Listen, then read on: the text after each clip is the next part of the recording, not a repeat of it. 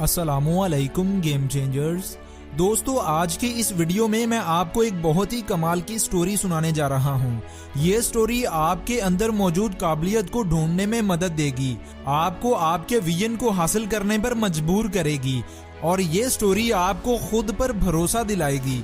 ये स्टोरी एक ऐसे इंसान के बारे में है जिसने ये साबित किया कि इस दुनिया में कोई भी काम नामुमकिन नहीं है। ये शख्स 1863 में पैदा हुआ।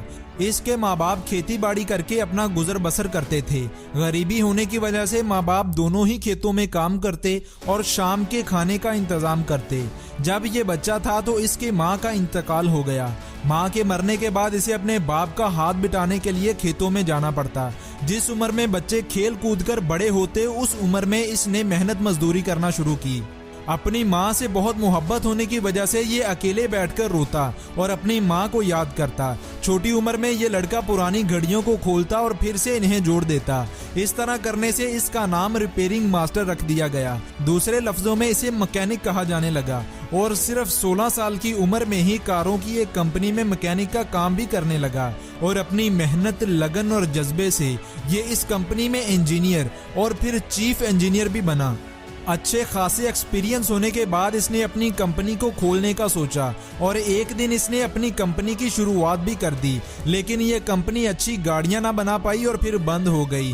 कंपनी के बंद होने की वजह से ये शख्स कर्ज के बोझ तले दब गया और काफी डिप्रेस्ड भी था। खैर, जैसे तैसे करके इसने कर्ज उतारा और फिर से कुछ इन्वेस्टर्स को राजी करके इसने गाड़ियों के चंद डिजाइन बनाना शुरू किए। ये भी कुछ खास ना चले और ये आइडिया भी फेल हो गया।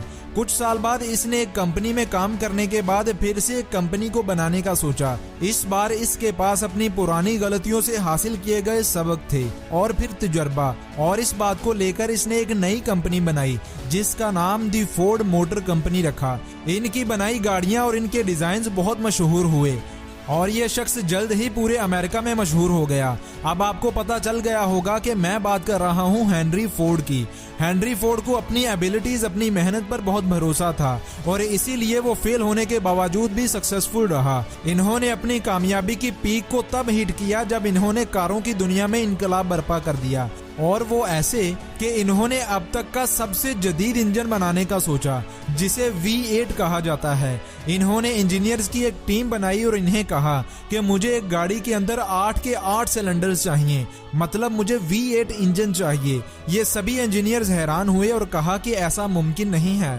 हेनरी ने कहा कि इस दुनिया में कोई काम नामुमकिन नहीं है, इसलिए तुम्हें जितना टाइम चाहिए, जितना पैसा चाहिए ले लो, लेकिन इसे मुमकिन बनाओ। एक साल बाद हेनरी ने इंजीनियर से रिपोर्ट मांगी।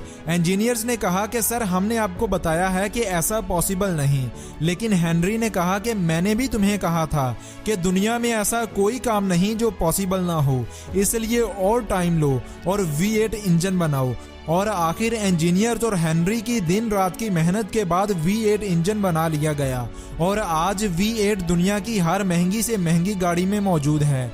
और इस V8 इंजन ने गाड़ियों की दुनिया में इनकलाब बर्पा किया और इसे the father of all engines का नाम भी दिया गया। तो दोस्तों, ये थी आज की वीडियो। उम्मीद करता हूँ कि ये स्टोरी आपको पसंद आई होगी और इस स्टोरी से आपको कुछ ना कुछ सीखने को जरूर मिला होगा। अगर वीडियो अच्छी लगी हो तो वीडियो को लाइक और चैनल को सब्सक्राइब करना मत भूलिएगा। मैं मिलूंगा आपसे अगली किसी ऐसी ही अच्छी वीडियो के साथ। इजाजत दें। अल्लाह हाफिज।